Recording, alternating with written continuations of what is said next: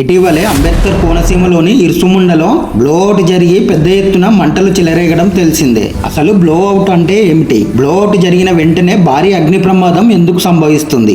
వీటితో పాటు తరచూ కోనసీమ ప్రాంతంలోనే ఓఎన్జీసీ గ్యాస్ ఇన్సిడెంట్లు ఎందుకు జరుగుతాయో పూర్తిగా తెలుసుకుందాం. సాధారణంగా భూమి లోపల ఉన్న గ్యాస్ తీవ్ర పీడనంతో ఉంటుంది. డ్రిల్లింగ్ సమయంలో ఆ పీడనాన్ని సరైన అంచనా వేయకుంటే అది ఒక్కసారిగా బయటికి ఉబికి వస్తుంది. అందుకే ఆ గ్యాస్ ను అదుపు చేయడానికి బ్లోఅవుట్ ప్రివెంటర్ అనే మిషన్ ని ఉపయోగిస్తారు. దీనిలో ఏదైనా సాంకేతిక సమస్య తలెత్తినా లేదా భద్రతా వైఫల్యాలు ఏర్పడినా భారీ మూల్యం చెల్లించుకోక తప్పదు.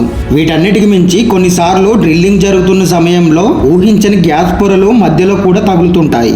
సరిగ్గా ఇలాంటి పరిస్థితే ఇరుసుముండలో కూడా జరిగింది. భూమి లోపల ఉన్న హై ప్రెషర్ గ్యాస్ నియంత్రణ కోల్పోయి బ్లోఅవుట్ గా మారి భారీ అగ్నికీలలతో మంటలు చెలరేగేలా చేసింది. ఈ ప్రమాదం జరిగిన సమయంలో ఓఎన్జీసీ M5 బావిలో దాదాపు 45,000 మిలియన్ క్యూబిక్ మీటర్ల గ్యాస్ స్టోర్ అయి ఉందని అంచనా. మంటల తీవ్రత దాటికి బావి వద్ద ఉన్న రిగ్ పడిపోవడమే కాకుండా దాని పైపులు కూడా వేడికి పూర్తిగా కరిగిపోయాయి. దీంతో గ్యాస్ ను అదుపు చేసే బ్లోఅవుట్ ప్రివెంటర్ కూడా దెబ్బతింది. అయితే 12 సంవత్సరాల క్రితమే ఈ ప్రమాదాన్ని అంచనా వేసి ఈ బావిని మూసివేశారు. ఇటీవలే గుజరాత్ కు చెందిన డీప్ ఇండస్ట్రీస్ కి ఓఎన్జీసీ తిరిగి బాధ్యతలు అప్పగించింది. ప్రస్తుత ఇరుసుముండతో పాటు గతంలో కూడా పాచర్లపూడి, తాండవపల్లి వంటి కోనసీమ ప్రాంతాల్లో బ్లోఅవుట్ ప్రమాదాలు జరిగాయి. వీటితో పాటు నగరి ప్రాంతంలో గ్యాస్ పైప్ లైన్ బ్లాస్ట్ జరిగి అనేక మంది ప్రాణాలు కోల్పోయారు. అసలు కోనసీమ ప్రాంతంలోనే బ్లోఅవుట్ ప్రమాదాలు ఎక్కువగా ఎందుకు జరుగుతాయో తెలుసుకుందాం. కోనసీమ ప్రాంతం గోదావరి, కృష్ణా నదుల మధ్యన ఉండడమే కాకుండా సముద్ర తీరాన్ని కూడా కలిగి ఉండడంతో